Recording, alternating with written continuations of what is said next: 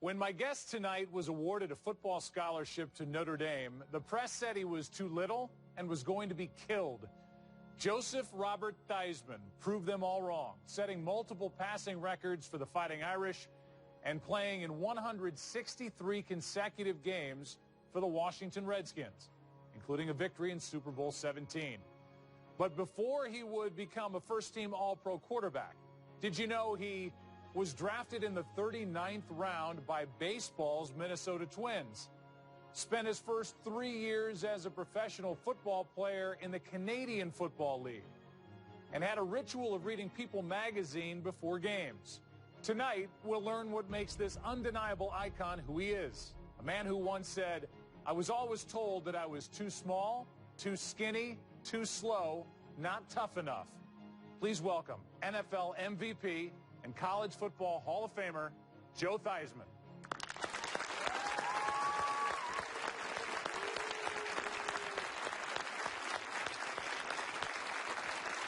Buddy. Great to see you. Yep. How are you? Good. Hi, everybody. Thank you. Oh. We just bumped hair, first Yes. of all, sitting down. At least we have hair to bump. Well, you know, I think that's some important. do. You have more. You have a luscious mane of hair on you. Thank you very much. It's I really appreciate exciting to be that close to great hair. I'm not going to lie to you. I appreciate that. Yeah, tell me about the early years. You know, I'm fascinated by how you grew up and you were protected in New Jersey. Am I wrong? No, not at all. It was actually, growing up the way I did, protected would be a very good way to describe it. I grew up in South River, New Jersey, a little town about 35 minutes from New York City. But it might have well has been 3,500 miles away because it was the big city. We never went there. I lived 2 blocks from my high school, my grammar school.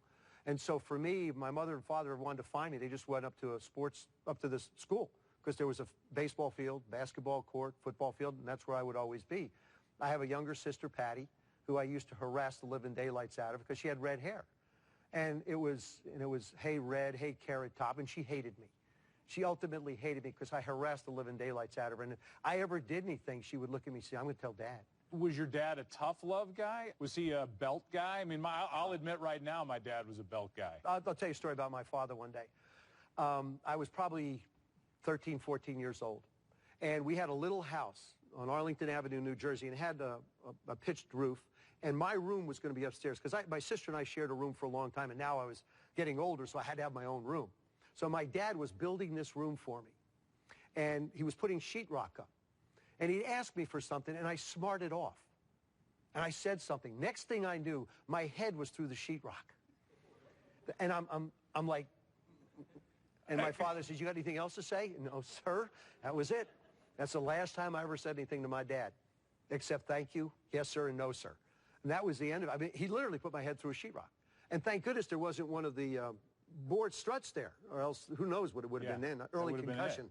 But, yeah, that was the end. It was, a parent now would be sent to Guantanamo Bay. I know. They'd be sent away forever. My dad owned a gas station for 25 years, worked at my uncle's liquor store for 25 years. My mother and father's combined income was $12,000 when I was a kid growing up.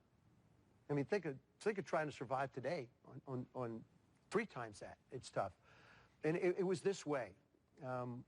Sunday, we'd go to church. My dad was Catholic. My mother was Methodist, so we were raised in a Methodist church. So we'd come home from church.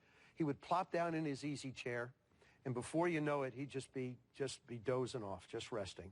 I'd go outside and say, "Dad, come on, let's go throw the ball around." He'd get up from that chair, and he'd come out, and we'd go out and throw the ball in the yard a little bit. 10 minutes later. Back to the chair. No, one of my buddies come running by. "Hey, Joe, come on, we're going up to the field. Let's go." "Hey, Pop, thanks a lot. Here's the ball. See you later." I did that time after time after time, but never once. All the times I went to my dad, who was tired, and I've thought about this so often as I've grown older, never once did he say to me, "Joey, look, you're going to be gone in 10 minutes. How about if you just let me relax here and take it easy?" He got up. He always got up. He always went out there, and he always knew exactly what the outcome was going to be. Could be 15 minutes, could be 5 minutes, but it wasn't much longer than that. And he was gone. So people say, "Who was your hero?" My father was, because he was there. He made himself available even in the limited time when I really saw him. My grandmother basically raised us because my mom and dad worked. obviously athletically gifted beyond it. I talked to one of your high school best friends, and he said, you know, it didn't matter. Run him out on the basketball court, the baseball field, out on the football field, obviously, tennis, whatever. He plays tennis like Roger Federer. Where's all this athletic? Not quite. Okay, but this athletic ability is coming from Mom, Olga? Mom. My mom really was the one, because Dad was working so much, Mom was the one that I noticed the athletic dexterity with. And I loved it. I always wound up, I was a skinny little kid. I mean, my mother wouldn't let me play football for my first 2 years. Which is an unbelievable story. She wouldn't let you play football until you were 12. Right. And in order for you to be allowed to play football, you had your buddy Tom come over dressed out in his football uniform to show your mom the amount of padding that somebody has on a football field. We had to convince her that I would be safe and okay, because she didn't want her Joey to get hurt. Little Joey would get hurt. So I really pleaded for 2 years. Finally, at the age of 12, she relented and let me go play Pop Warner football. That's a skinny kid. That's the way it was for a lot of years. Maybe your mom wasn't wrong to want you protected out on the football field. I don't think any mom's ever wrong to want to protect their children. It's just that at some point, you just can't build a box around them. You have to let them go out and fall down and get up on their own. And I think my mother finally realized there was a time when I just have to sort of let him go and do it. When I talked to your buddy Tom, and you guys were a tremendous high school football team. Guys would go over to Staten Island because the drinking age was 18. In our hometown, it was 21. And so by the time you're a senior, he said, we'd grab the cheerleaders and we'd go over. We never even asked Joe because he wasn't into that kind of stuff. No. My whole world was sports. Everything was sports. If you smoked, you couldn't be an athlete. If you drank, you couldn't be an athlete.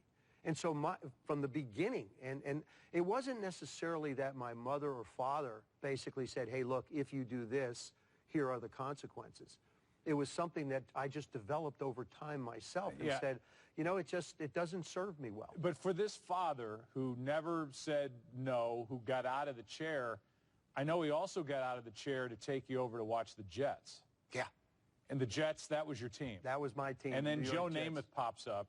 Oh, my God, there is a celebrity quarterback who is unlike any other before him. And he was. It's funny because knowing what I know about you, you said to yourself, it seems, that's what I want to be. Yeah. I mean, I went out and I had my mother buy a bathroom rug. I wanted my own llama skin rug in my room. Yeah, he was known for having a llama skin rug. And so my mom bought this shaggy bathroom rug, and that was my llama skin rug. And then when I played in high school, I used to walk around. Joe used to walk around with his shoulders slumped a little bit, and he used to tap his chest. And so I started doing that. So you're barely over 150 as a senior on this undefeated team in South River. That's because I had a great receiver in Drew Pearson. Yeah. Drew was my wide receiver in high school. For those NFL fans, Drew Pearson, the Cowboy great, was your receiver. He was 2 years younger than you. 2 years younger. When I left, he became the quarterback. Now, all of a sudden, Notre Dame drops out of the sky. I know you wanted to go to Duke. The grades weren't good enough. Right. I visited 5 schools. I limited down to 5, just to try and make things a little more sane in the determination of where I wanted to go. Penn State, Notre Dame, UNC, Wake, and NC State. Those 5 schools. Visited all of them. But as a 5'11", 152-pound quarterback? Size means nothing.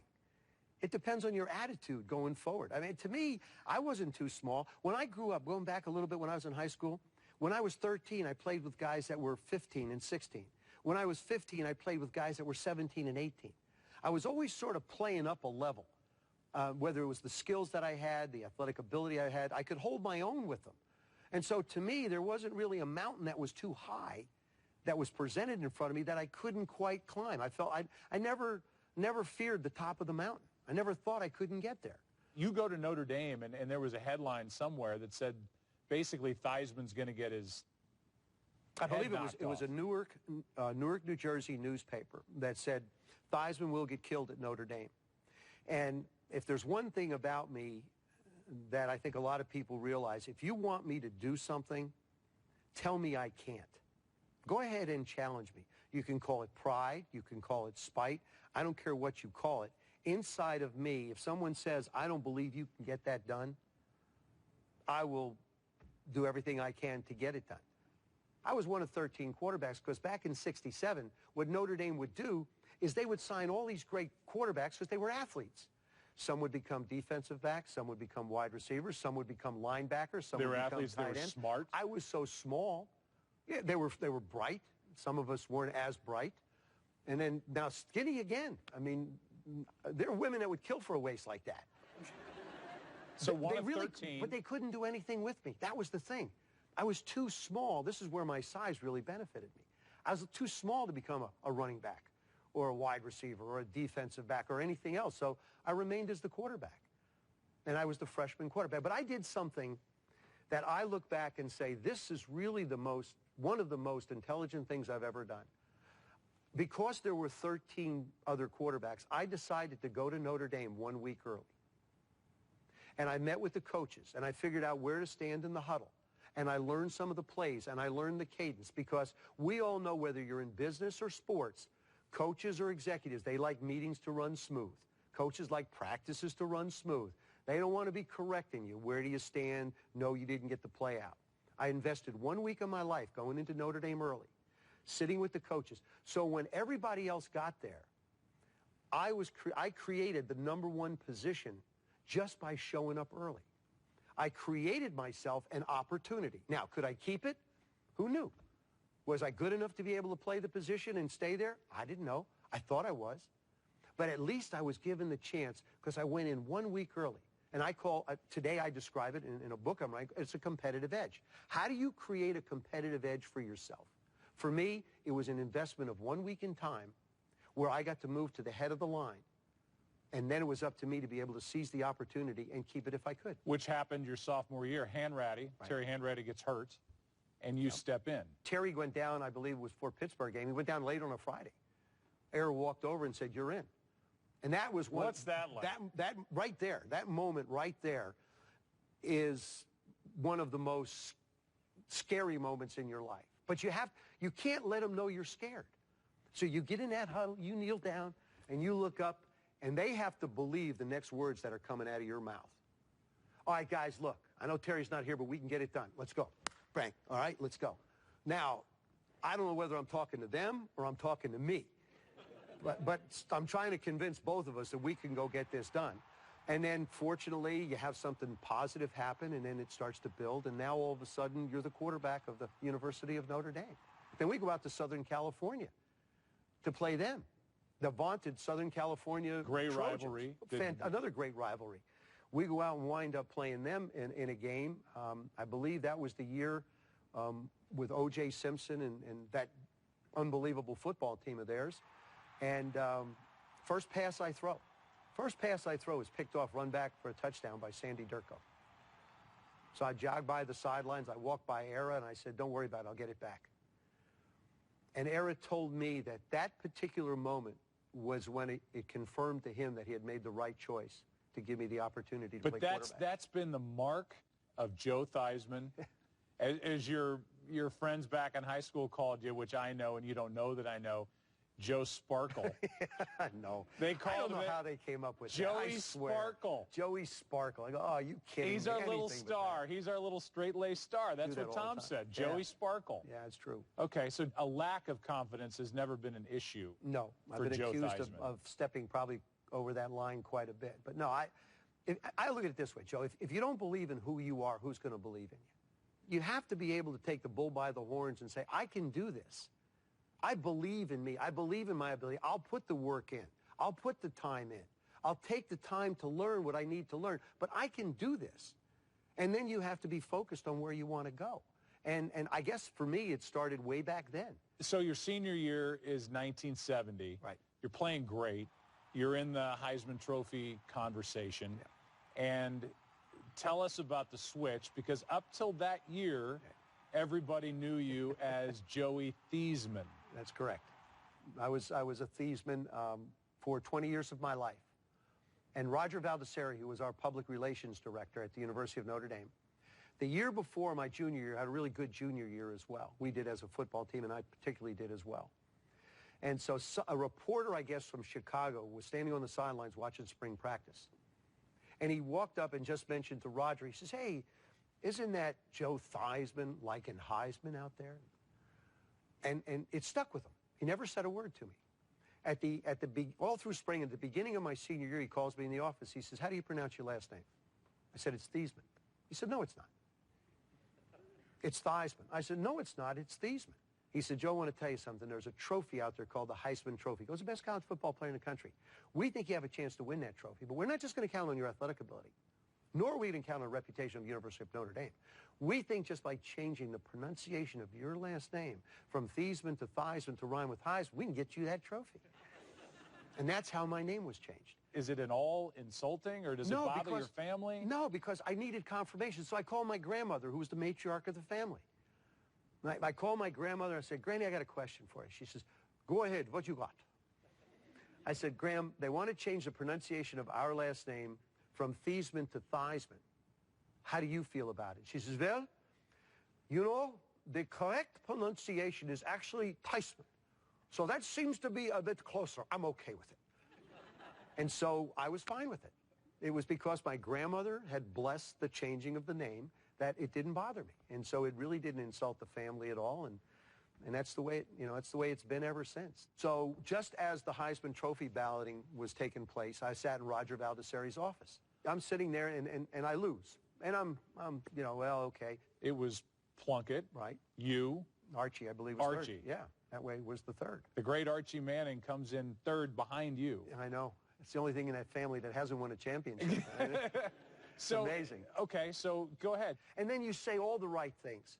Well, it's so great to be considered as one of the best quarterbacks in college football, and what a great honor it was. You say those things, but you don't believe it. You're disappointed. Yeah, you'd love to have won, and certainly Jim deserved it. There's no question. But you'd like to have been the guy. You'd like to have not finished second. But the draft is going to come up, and you're thinking, "Hey, I'm Joe Sparkle. Hey, well, I'm Joe Theisman. I'm Joe Theisman. I'm a first-round talent. I just played at Notre Dame. I'm second in the Heisman voting, first round. Here we go." The reason I believe I'm a first-round talent is because people were telling me I was a first-round talent. I get calls from different teams saying, "If you're around in the 15th pick, we're going to take you. If you're going to be here, we're going to take you." So now all of a sudden we get to the draft, and I'm excited. I'm in Roger's office once again, and the draft is going on, and the first round goes by, and I'm thinking, "Oh, okay, fine." And then the second round goes by, and I'm going, "Okay, maybe it's the third round goes by." I turned to Roger. I said, "I'm going down to play basketball. Call me if anybody wants me." I was pissed. I wanted to play football. I wanted to play professional football near Jersey, Philly, New York, somewhere around there. Of course, the Jets would have been unbelievable. So I get down to playing hoop, and all of a sudden Roger comes out and he says, "Joe, Miami Dolphins just picked you in the 4th round." So now I'm the 4th round pick, and it's okay. I didn't realize that the most important thing about being drafted is being drafted. So is this your 4th round pick, but is this back to too slow, too little? I think my size was the biggest problem. Okay. People felt I was too small. I was really 175 pounds. 5 feet 11 and a half, 175 pounds. I was a little guy. Had a big arm, but was I going to be able to withstand professional football, the physical nature of professional football? I want to ask you about this quote. "I was always told that I was too small, too skinny, too slow, not tough enough." And I feel like that is, of all the quotes we could have picked, that's the one that has run through your life since you were a little kid. It drives me. It drives me every day. It drives me to try and be a smarter person. It drives me to become more educated. It drives me to become more educated. It's more than just those words to me. It's a lifestyle. The toughness part is the one that I guess sits in my craw probably more than anything. I'm not tough enough. Whoever decided I wasn't tough enough, like I said, I'll roll down and fight anybody if I have to, if I want something bad enough. And so I wind up flying down to Miami. And at that time, Joe Thomas was the general manager of the Miami Dolphins, but he was having open heart surgery. So I had an opportunity to meet Mr. Joe Robbie, who was the owner. And Don Shula thinks it's a done deal. Don's a big Catholic guy, loved Notre Dame. And so I go down and I go on Miami television. Come heck or high water, I'll be a Miami Dolphin. I sit down with Mr. Robbie, and I didn't have an agent, which was a huge mistake. Yeah, and I want to ask you about that. Huge mistake. Okay, I got involved personally in it. It became personal for me. Right, and that's if an agent serves one purpose, It's to allow you the distance so that you don't get your feelings Keep the hurt. emotions out. Because the other side is negotiating against paying you what you want, and they're going to bring things into the conversation that if you're on the other end of the phone line is insulting. She says, what do you want? You're going to love these numbers. I want $35,000, $45,000, and $55,000. And I want a $35,000 signing. This is over a 3-year period. It's over a 3-year period, absolutely. And I want a $35,000 signing bonus. He said, you got it. And I said, no, that's not the way it works. We're supposed to talk a little bit, have conversation. I'm going to say 35, I meant 55. Give and take, whatever it might be. The problem arose was they had a clause in there that said, if I didn't show up for any of those years, I would have to pay back the money that I'd already received. If you, in essence, didn't make the team. Well, no, if for some reason why wouldn't you show up? Well, but the point was, is that we have to remember, that was the end of the Vietnam War. I didn't know where this country was going to go. We didn't know what was going to happen. I mean, I'd already gone through a lottery as far as the draft goes. I was number 283. We drafted by birthdays. That's when there was a draft. Today it's a volunteer service. There's a number you don't ever forget. No, right? Never forgot it. As a matter of fact, the first birthday that came out was September 5th. Mine was September 9th. I'm going, uh-oh. I'm going to wear out the month of September. I hope not. And then as these years go on, you move further and further down. So I went back and forth with them. All this time I was in communication with Leo Cahill, who was the coach of the Toronto Argonauts, who had drafted me in the first round. They were going to offer me 50, 50, 50, to go 50, to Canada. Go to Canada. So finally, I get disillusioned with the process, exactly what we were talking about. Now I think my feelings are hurt. Yeah, Now, you got I don't have a buffer. So I wind up calling Leo, and I said, Leo, is the offer still on the table? He says, I want you to fly to Toronto. They offer 50, 50, 50, but he said, if you leave this house tonight, that offer is off the table. I signed it. So I signed now with the Argonauts. I haven't signed the Miami contract. I signed with the Argonauts. I fly back to South Bend, Indiana. 6 o'clock in the morning, my phone rings. Hello? It's Era. What in heaven's name have you done? I said, I've signed with the Argonauts. He says, I know. Shula's on his way up here right now. Don flew from where, because he thought I was a done deal. He flies from wherever he was, comes up to South Bend, and I would have to say that being railed would be an understatement. I mean, he just let me have it with both barrels. And you had a moral obligation. I said, well, you had a moral obligation not to screw around my contract. Ultimately, they did relent. But I didn't understand the negotiation process. Again, I didn't have a buffer. And I have very few regrets in my life. But the way I handled that situation, I would say, is one regret. And for a number of years, Coach Shula literally hated me. I believe that 100%. You have to remember that at this time, the Miami Dolphins, you know, they bring Shula down there. Right. Those were unbelievable years. Those were 3 years they went to the Super Bowl. Tell me. In 72, that's the season that the Miami Dolphins were undefeated, won the whole thing undefeated. And what happens? The starting quarterback gets hurt. Earl Morrall winds up being the quarterback. Earl Morrall, the backup. You never know. That could have been you going in 1972 in the NFL, not in the CFL, on an undefeated Super Bowl championship team. And I could have won the lottery at 800 and some odd million, too. But that's sort of the analogy I try and bring to myself. I reckon, believe me, I hear that all the time. I went out, interesting, I went out and decided to I got a pinky ring made. I don't have it anymore. I don't know where it is, but I had a pinky ring made. I mean, you are from Jersey, for God's sake. Yeah, of course I am. I had to have a pinky ring. Right. So I went and got myself a pinky ring, and when I was in Canada, and I had the diamonds put in for all of the championships that the Dolphins had won when I was away. So, yes, it stayed on my mind. So I was sort of celebrating as a former Miami Dolphin. Right, I don't sure. But and I know that you look back at your time in the CFL, in the Canadian Football League, you took them to the Grey Cup. You liked it. I loved it up there. The game was suited for me. My first year in 1971. A little more room for you to move around. Moving around. It was 3 downs. You threw it around a lot. And maybe the most significant thing that happened there, outside of you taking them to a Grey Cup, is you break your right leg while you're there. And here's the thing. The look on my face just sort of says it all. Right. You know, this here I am in the CFL. The Dolphins are great, and I'm up here with a broken leg. And I was back in 7 weeks playing. They built a special protective thing for my leg, so I was back playing in 7 weeks. Because with all the stuff about Joe Theisman, too small, all that, there's not one person that would ever doubt how tough you were, and I would say are. I mean, toughness was kind of your calling card. I would say so. Even at the position of quarterback. I think that the position of quarterback is the single most difficult position to play in all of professional sports. And the one attribute that you must possess to have any chance at success is mental toughness, as well as physical toughness. Because you're going to get beat up by the media. The coaches are going to rail you. Fans are going to give it to you. You're going to question yourself at times, your worthiness. But you can't succumb to those outside pressures, nor the inside pressures. You have to press through it. How do you get back to the NFL? Your 3-year deal in Toronto's up. George Allen trades a #1 pick for me. Because the Dolphins own your rights. They own my rights to come back. But they'd won 3 championships without me. So, do we really need Joe Theisman now? And so I wind up going, and George trades a #1 pick to the Dolphins. And he was a hell of a salesman, right? Unbelievable. And he was a lefty. And he'd always lick his thumb.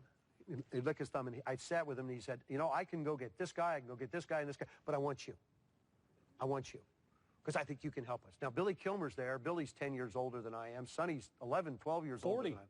Oh, yeah, they're older guys. I'm thinking, it's a good opportunity to be able to go. So these were the leaders of the football team, and I challenged that particular position. And I didn't do it in a very diplomatic way. I certainly look back and probably could have been a little bit different, but I am who I am.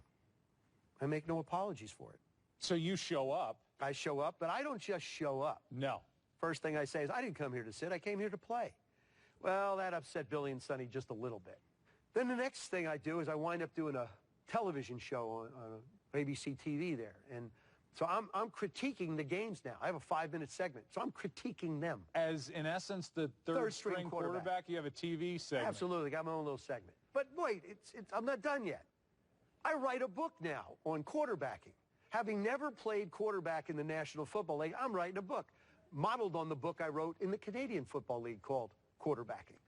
I think that might have been the straw that broke the camel's back. And so what happened, and this is the story that I understand, don't know it to be true, but myths sometimes a lot more fun. So Billy and Sonny got together at a watering hole one night and decided that it didn't matter to them anymore which one of them played, as long as it wasn't me. Your first taste of the NFL is literally returning punts. See, I did it in college. I was a punt returner in college before I actually became the starting quarterback there, too. So now all of a sudden I'm catching punts, all the time after practice. I'm out with the jug machine catching punts behind my back, just getting really good at it. So I returned punts 1974, 1975. And really kind of made yourself a pest on the bench. No question. In practice. I was annoying. If you're running scout team, you're trying to beat the living daylights out of the defense. Just to understand a little bit, when you run scout team as a quarterback, you're supposed to throw interceptions to your first team defense so that they can get confidence. I felt like, why not make them work a little harder? And even though the card said I had to throw it over here to a guy running a hook, I like the look of the post on the backside. Right. Well, these guys over here know that the ball's not supposed to go over here. So they're not going quite as hard, and all of a sudden my guy catches a pass. That's not endearing yourself to teammates. And so I just always kept a challenge going. I mean, and that's the way. But when you're not starting, when you're 2 or 3, you've got to find a way to keep yourself involved. I just kept working and working and working until maybe I got the opportunity to play. You went to Canada for 3 years. You sat on the bench and pestered everybody for 3 years. Yeah. That's 6 years of numbers that aren't on the back of your football card. No. You're knocking on the door at 30 years old. Right. Which, that's a lot of lost time.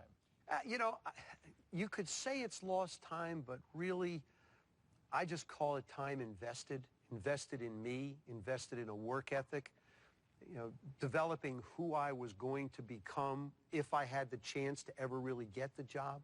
1978 is a pivotal year. Jurgensen and Kilmer are gone, and you become starting quarterback, and Joe Walton arrives as offensive coordinator. Yeah, Joe was my teacher. Coach Walton, I call him Pops. He was like, he was always a second dad to me. He's always been my alternate dad, I guess you could say. And when I had both my father alive and Joe, two great men in my life. And when my dad passed, I still, Joe is still around, and Joe still pops to me. He's a really special guy. And this is probably, I think, from a New Orleans Saints game where he was unrelenting on me. I had pulled a hamstring, and I didn't run for a first down. It was 3rd and 6. And I came out, and I went down about 3 yards. He said, "Why did you run for the first down?" I said, "My leg, I couldn't." He said, "I don't care if you have to drag that thing 3 more yards. You have to get the first down." And he was a no-excuse kind of guy. Coach Walton was tough on me. After every game, he'd come in, and we'd go over it on Monday by ourselves. We'd sit in his office, and he'd have a yellow pad, and he'd have all these corrections. Well, we go out and play Kansas City, and I'm like, I don't know, 22 for 28, 300 yards, 3 touchdowns, no interceptions. I go home that night, and I'm thinking, got him.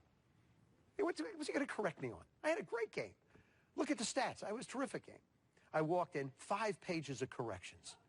I sat down, and he goes, he says, "Look." I said, "Oh." He said, "No, let me explain something to you, Joe." He said, "Listen, that's not a very good football team." He said, 2 of those passes that were touchdowns really should have been interceptions. They just blew the defense.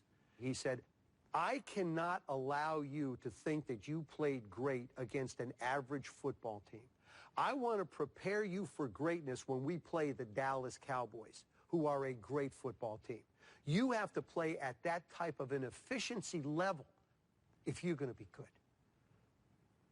And that just has stayed with me. Gibbs comes in after 80. Right. You don't start well for that season. 0-5. 0-5.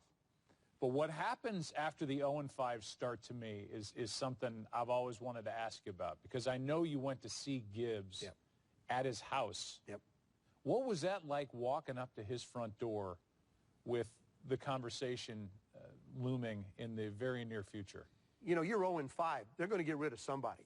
Me, not him. He's new, so he's probably going to stay. He's not the guy that brought you there. He's not invested in Joe Theisman. I'm not his, so what's the attachment? So I knock on the door, and he opens the door, and I guarantee you, he was the most shocked human being in the world. And I said, "Coach, we need to talk." He said, "Come on, we'll sit down." And I said, "Joe, look, I just don't feel like we're on the same page as far as the things we're doing." And he said, "Joe, look, you have television shows, radio shows, restaurants. You have all these business entities." He said, "I need somebody who is 100% committed to be the quarterback of my football team." I said, "Joe, I'll do this. I'll get rid of everything. If you want me to, I'll just divest myself from everything." Did you mean that? I did. I wanted it. And I said, "I'll do whatever I need to prove to you that I can be your quarterback. But you got to give me a chance, too." I had a goal to win a world championship. And from that day forward, that next game, we went 8-3. You finished the year 8-8. Right, yeah. But it's starting to move. We really started to create something in football that was unique, and that was the 2 tight end offense. And see, John Riggins, he's not a halfback. He's not a fullback. He's an R-back. We called him a remaining back, a single back. But led the league in touchdowns. Unbelievable talent. Unbelievable.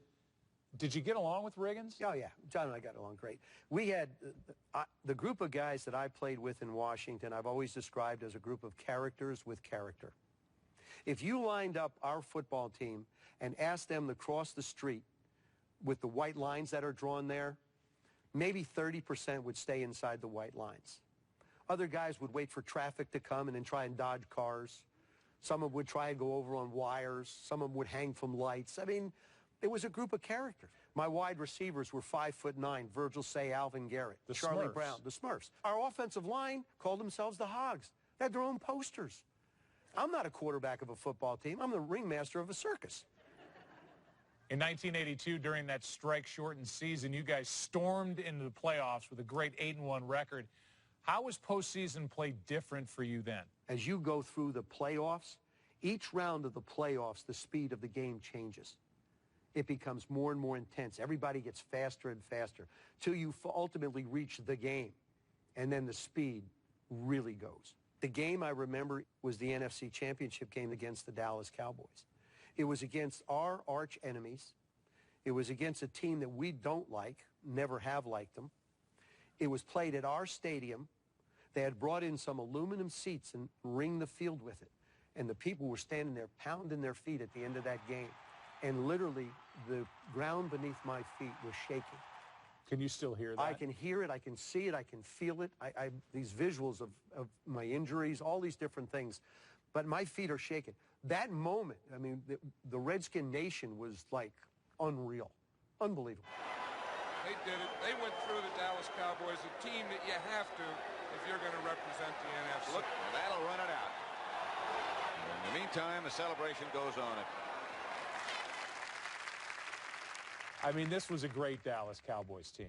They've always were. So good. They were the barometer of excellence by which I measured myself as a professional football player. But the guy that I really sort of modeled myself after as a professional was Roger, because of the things that he could do. And similar stature. And similar in stature. He'd gone away. He went to the military for 4 years. I went away to Canada for 3. So we both were away from the game for a little while. In 1982, how ready were you for that Super Bowl? I mean, this is a long, I mean, talking about you. This is a long road. A long push to get to the top. It's like I said, if I didn't believe in myself, who was going to believe in me? Remember, I wasn't tough enough. I was too skinny. I was too small. I was all those things that people said I couldn't be. And I wasn't going to believe anybody. I was just going to try and believe in my own abilities to be able to do something. You're the leader. It's your team. My responsibility, my job. Who do we wind up playing in the Super Bowl? The Miami Dolphins. Coached by? Don Shula. So I guaranteed another 10 years for him not to like me. Right, yeah. I mean, it's just like pile it right on. But okay, so for those of you who don't remember, this is Super Bowl 17. Correct. 17-13 Miami, late third quarter. You're down back toward your own end zone. We're on probably our own 10, 11. Let's roll the tape. Theisman batted in the air. Almost a touchdown for Kim Bocamper. Oh, my. Hey, Theisman cannot get the pass off. Rolls back against the grain. The batted ball there. Now watch Theisman go up and knock it out of the hands of Kim Bocamper. Some have called that, and I think it works, the greatest incompletion in the history of the Super Bowl, which could have been backbreaking to your chances in that game. You're already trailing. It would have been a bigger hole. There's no question in my mind we would never be able to overcome that deficit to drop back and throw against Bill Arnsparger and that great defense. That's a tremendous heads-up play. I know it's just reaction. The whole world went into slow motion. I turned to throw a quick hitch to the right. It was covered. And all of a sudden, the pressure came in. As I wheeled around, I wanted to hit Charlie, who'd gone in motion, Charlie Brown, and I threw it, and Kim went up. And as Kim goes up, the ball gets hit, and I managed to find it, and it feels like I've got cement. I'm running in cement. And in my mind, it's like, I've got to get there. And I knew I couldn't swat the ball. So I just leaped at the last minute to try and get my hand somewhere where I could strip it away from him. And I stripped it away. You could see how upset he was. And I'm sitting there in the end zone going, ooh, that was close. Okay, so you're trailing at that point. Tell me about this play. There are different reports that I've read where you audibled to this play or you thought about audibling out of this play. It's a 4th and 1, right? It's a 4th and 1 at a critical time in the game. And I never, ever, I will tell you, absolutely never thought about audibling out of this play. Let's see who'll win this battle of strategy. Riggins. He's going to go all the way unless Blackwood can catch him, and he can't. John gets in the end zone, and we get, we celebrate. I think that particular play sort of broke their spirit a little bit. That's when we sort of took control of the line of scrimmage with the size of that hole and what John was able to do. Hail to the Redskins. Braves on the warpath. Victory for old D.C. How does that make it? Looking I get goosebumps watching it. I really do. I mean, it was an unbelievable opportunity to be able to experience something that is so hard to describe. Winning a Super Bowl, words are very difficult to come up with to describe the emotion of the moment. That tells you what the magnitude of that particular game is, and it changed my life. It gave me an opportunity to go on, to be able to talk about being part of a champion, to be able to talk about the things that I believe are important when you want to be a champion. Why should you settle for average? Why should you just show up and do something? Why don't you try and be better than you think you can be? Did winning the Super Bowl change the drive? It changed me for the worse. It didn't make me better. I had a goal to win a world championship, and I did. That's why I have so much respect for Troy Aikman, for Terry Bradshaw, for Eli Manning, for Tom Brady, for men that have won multiple Super Bowls, because they didn't stop there. We were a much better football team in 1983 than we were in 82. We were a record-setting football team. We lost 2 games that year by 2 points. One to the Cowboys and one to the Packers, 48-47 on a Monday night. I mean, we were an unbelievable juggernaut. We wind up losing to the Raiders in Super Bowl 18. And I played a lousy football game. I got down to Tampa, and I was going to have a good time, and I was going to enjoy the Super Bowl experience. Unfortunately, I did. I just didn't focus enough on the task at hand, which was beating the Raiders. And I look back now, and that's why I admire people that once you think you've achieved that ultimate, what's the next step? The next step. You know, the next step. So you go in 82 from winning it to 83 losing in the Super Bowl to 84 commentating as a guest commentator, as an active player for the Super Bowl. That would have been Super Bowl 19. Correct. So that's kind of starting, not that you didn't already have kind of a sense of what was to come later on in your life. That's 84. So what kind of year were the Washington Redskins having in 1985? Not necessarily a good one. I was not playing well personally. We were struggling. I think we were 4-5 going into the middle of the season. The game against the Giants on Monday Night Football. That Monday night game against the Giants, you know, you're a part of a moment where people of my age and older can tell you where they were if they were watching the game when the most horrific leg injury that I've ever witnessed through a television happened, and happened to you. Yeah, a lot of people come up to me and tell me they know exactly where they were. They use the analogy of the Kennedy assassination. I'm not going to make you turn around and watch this. Mm-hmm. I will ask you, though, have you ever witnessed this injury years later? Have you looked at it? Saw it on the 20th anniversary of my injury. Okay. You stay looking at me. I'll stare at you. First and 10. Riggins, flea flicker, back to Theisman. Theisman's in a lot of trouble. And it was Lawrence Taylor who slammed Theisman to the ground at the 42-yard line. Quickly, Lawrence Taylor is up, saying Theisman is hurt. We'll look at it with the reverse angle one more time, and I suggest your stomach is weak, you just don't watch. Number 56 is Lawrence Taylor. He makes the sack. And Theisman's right leg, unfortunately, was caught under Lawrence Taylor.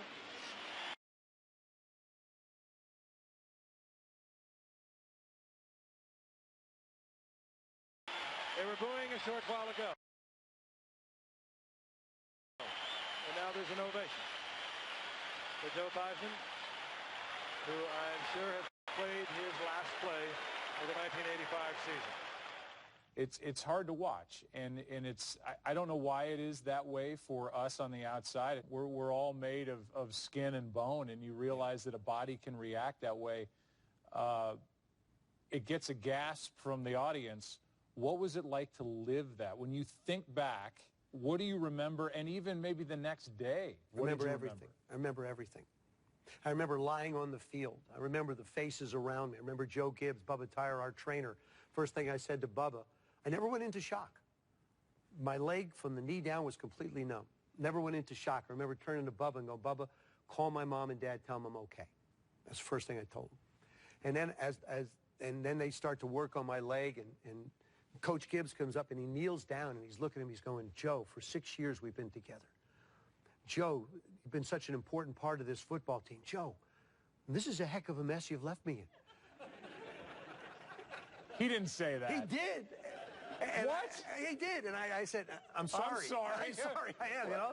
But yeah, but he was trying to, he was trying to make light of the moment, and okay, so it was a joke. It was, okay. absolutely. An ill-timed, awful joke. I guess, but I understand what he was trying to do. And then I looked up to the left, and there's this big Longines clock at RFK Stadium, and I believe it was like 10:05 p.m.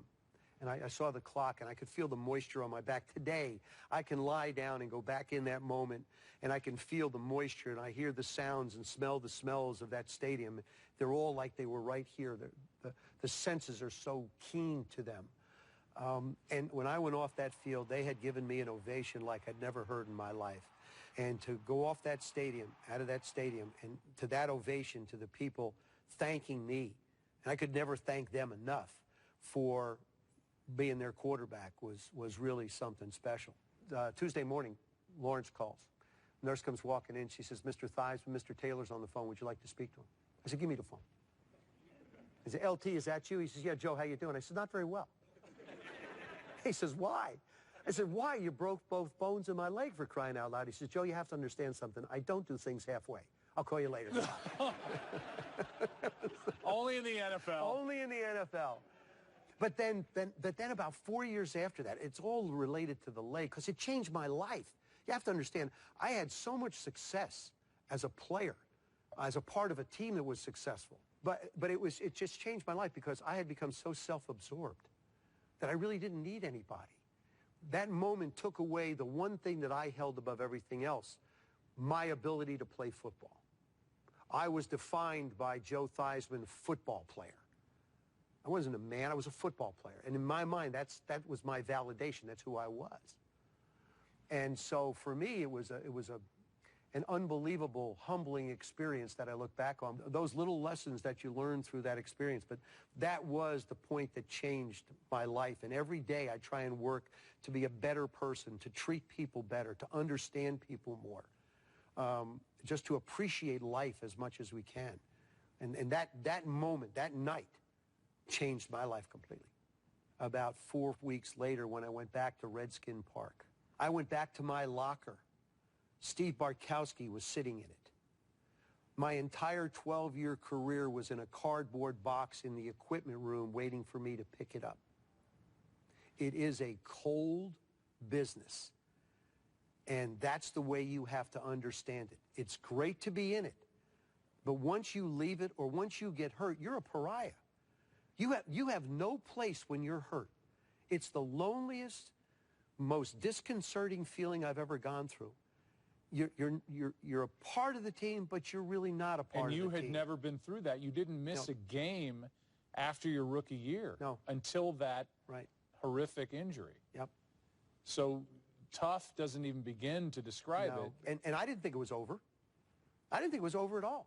I was ready to go back and play. I wanted to go play. The next year, in 1986, I go out to work out for everybody, and I promised my return. I was coming back, and I felt like I was going to be able to. And then I went out and worked out for our doctors and the insurance people because I had an insurance policy. And I went out on the field. It was supposed to be an hour workout. After 15 minutes, everybody left the field. So where are you guys going? I'm not done yet. Bubba, our trainer, walked up and he says, "Oh yes, you are." And that was the harsh reality of it. But I never stopped dreaming. Phil Simms always gives me a hard time. Boomer Esiason always gives me a hard time. They say, Joe, give up the dream, man. Give up the dream. I never gave up the dream. At the age of 50, I threw defensive drills the week of the Super Bowl for the Baltimore Ravens in preparation for them to play the Giants in the year of 2000. I threw the entire scout team drills on Wednesday. Brian Billick was a good friend and let me do it. How much fun was that? It was unbelievable. I threw a touchdown pass against them.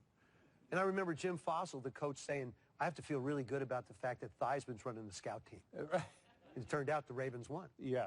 But it's, that's the one thing I miss. If there's one thing that I wish I could be able to continue to do is throw.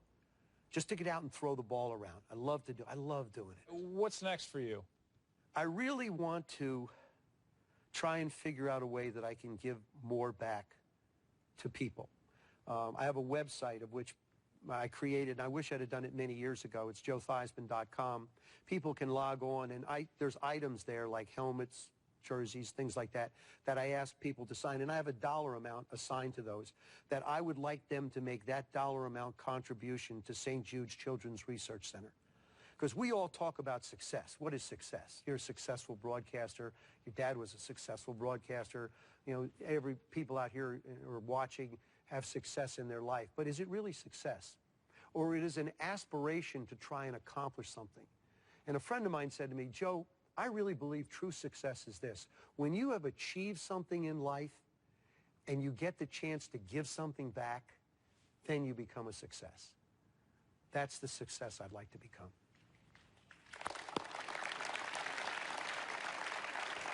We'd like to end this show with a few fun questions. I've not seen them stapled shut. There's no possible way I could have broken in here. Karnak would, though. Yes. Karnak would have. There we go. Here we go. Would you rather never get tired or never get hungry? I'd rather never get tired. If I never got tired, I wouldn't get hungry. Yeah, you could find something. I could find something. Would you rather lose your cell phone or lose $1,000? This really speaks to the essence of a person who runs his business off his cell phone and how little you really would care for $1,000. So be not ready necessarily lose to be hated out there. I'm okay. If you say, I would rather lose $1,000. Well, if I look at it this way, if I lost my cell phone, I would probably lose a lot more than $1,000. So I would say I would hate to lose my cell phone. I thought you might say that. What keeps But you up? I really wouldn't like to give up the grand either. No, I know. What keeps you up at night? What keeps me up If at anything. night? If anything. What worries you? My family, my grandchildren, my children, making sure they're okay. You know, make sure my wife is okay, is always okay with who I am, what I am. I'm blessed to have a fantastic woman by the name of Robin. She was Robin Smith. She's Robin Theisman. We've been together 24 years, and she's meant so much to me and helped me grow as a person. And the thought of not being able to help other people, like my family and my family unit, to be able to grow and become what they want to be, that would scare me. It would scare me. But most of the nights I put my head on the pillow. I'm at peace with the Lord. I'm at peace with a lot of things. And I know if I can snuggle up next to Robin late at night, I can lay my head down on a pillow and sleep like a baby. You know what? I want to end it with that. That's too good. Who have we had sitting here in this undeniable icon chair here in this studio? We've had a guy who grew up in New Jersey, his protective mother who wouldn't let him play football till the age of 12, this drive, a young person who was told that he was too small and wasn't tough enough, who was an NFL MVP and a Super Bowl champion, and somebody who is inspiring people to this day. The great Joe Theisman. Thank you. Thank you, buddy. Appreciate it so much. Thank you so much. Thank you. Off we go. Thank you. Thank you, guys. Thank you.